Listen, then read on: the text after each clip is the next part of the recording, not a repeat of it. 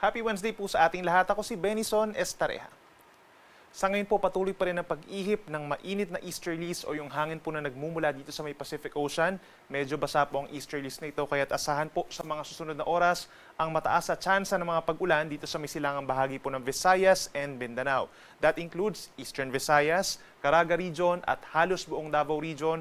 Kung lalabas po ng bahay ngayong gabi hanggang bukas ng madaling araw, make sure po na meron tayong baon na payong. Sa natitirang bahagi ng bansa, yung epekto naman ng easterlies, maaliwalas or minsan bahagyang maulap lamang na kalangitan at sasamahan din lamang po ng mga pulu-pulong mga pag-ulan or mga thunderstorms, lalo na dito sa may natitirang bahagi ng Mindanao overnight, possible lamang yung mga isolated na ulan, gayon din sa bahagi po ng Palawan at sa mga kabundukan pa ng Luzon and Visayas. Base naman sa ating latest satellite animation, wala po tayong nakikitang low pressure area or bagyo na papasok ng Philippine Area of Responsibility hanggang sa mga unang araw po ng Mayo.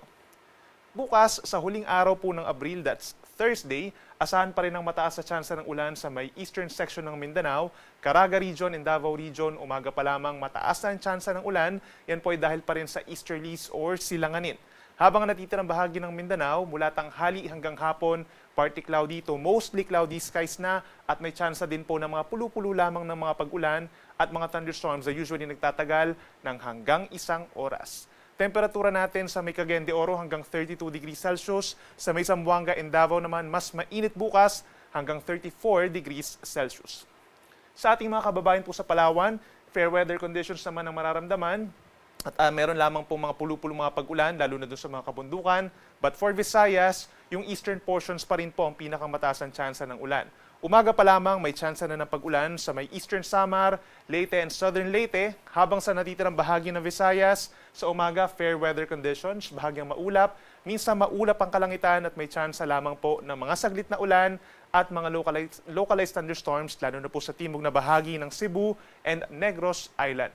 Temperatura natin sa Puerto Princesa, mainit po bukas hanggang 34 degrees Celsius. Karamihan naman ng mga lugar po sa may Visayas hanggang 32 degrees Celsius ang air temperature pagsapit ng tanghali.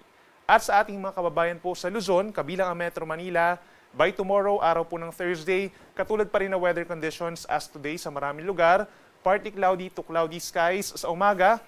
Madalas po maaliwalas ang kalangitan, sa tanghali nananatiling mainit lalo na sa mga kapatagan at sa dakong hapon hanggang gabi. Pinsan lang may kumukulimlim na panahon lalo na po sa may Bicol Region, Ilocos Region and Cordillera Administrative Region, habang nananatiling maliit pa rin po ang tsansa ng mga pag-ulan sa natitirang bahagi ng Luzon. For Metro Manila, range of temperature mula 25 hanggang 35 degrees Celsius, habang mainit pa rin po dito sa may Cagayan and Isabela for Tuguegarao hanggang 37 degrees Celsius. Patuloy na paalala ng pag-asa dito sa mga kababayan po natin sa Luzon, ugaliin pa rin ang pag-inom ng tubig at kung lalabas po ng bahay from 10 a.m. to 4 p.m., make sure na meron tayong baon na payong, sombrero or pamaypay para maiwasan po yung pagkahilo or panghihina. Para naman sa lagay ng ating karagatan, sa susunod na 3 araw hanggang sa long weekend, wala naman tayong inaasahang gale warning or babala sa mga delikadong alon. Nasa around 1 metro ang taas ng mga alon sa may Pacific Ocean at sa may extreme northern Luzon, lalo na doon sa may Batanes. Pero pagsapit dito sa may West Philippine Sea, Sulusi and Moro Gulf, asahan naman yung banayad na taas sa mga pag-alon, usually nasa hanggang 1 kalahating metro po ang taas ng mga pag-alon doon. At kapag may mga thunderstorms po, lalo na sa may Eastern Visayas and Eastern Mindanao, medyo nadadagdagan yung taas ng mga pag-alon natin. Posibleng umakyat hanggang 2 metro pero saglit lamang naman. At para naman sa lagay ng ating panahon sa mga unang araw po ng Mayo, that's actually long weekend po no, sa marami nating kababayan from Friday until Sunday. Maraming lugar pa rin ang magiging maaliwalas ang kalangitan sa umaga, particularly dito sa Luzon, pero pagsapit sa may Visayas and Mindanao, kabilang yung lalawigan po ng Palawan, mas madalas ang tsansa ng mga pag-ulan. So, speaking of Palawan, dito sa Luzon po, pagsapit po ng Friday and Sunday, mataas ang tsansa ng mga pag-ulan, lalo na sa may central and southern portion. So, yung mga mamamasyal po doon, make sure na meron tayong baong payong kung lalabas po ng bahay. Habang natitirang bahagi ng Luzon or majority of Luzon, From Friday up until Sunday, halos magkakatulad pa rin na weather conditions. Sa umaga, in general po, magiging maaliwalas naman ng kalangitan. At pagsapit ng tanghali, mainit at maalinsangan pa rin na panahon, lalo na po sa mga syudad, sa mga kapatagan at yung malapit po sa mga beach. Habang pagsapit ng hapon, may mga ilang lugar po dito sa may parting Cordillera region, sa mga kabundukan, dito sa may Ilocos region, sa may Cagayan Valley at Bicol region, ang magkakaroon ng mga isolated lamang na ulan at mga thunderstorms.